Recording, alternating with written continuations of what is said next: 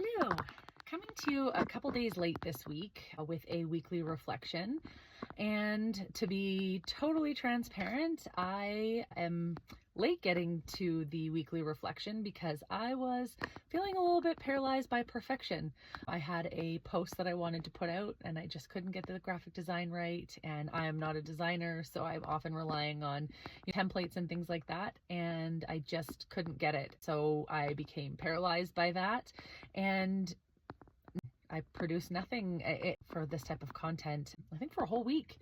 So there's a first reflection for you to always kind of ask yourself if you're allowing perfection to stall your progress.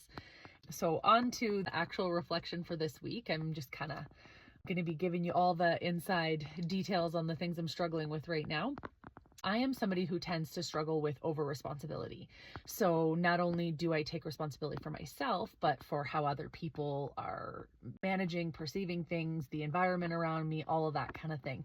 And as a facilitator and a yoga teacher and those kinds of things, this rears its head a lot.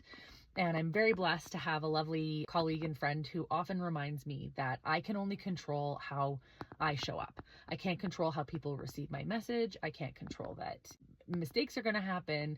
Things in the environment are going to impact things. So this week, I really wanted to spend a little bit of time reflecting on that concept, right? Where in your life are you holding on to things that aren't yours to hold, things that you can't control?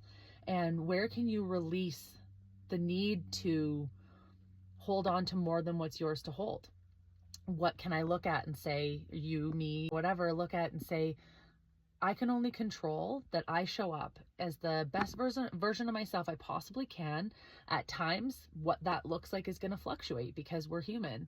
And then leave the rest up to the people who it belongs to, right? You can't control what people think, how they receive you.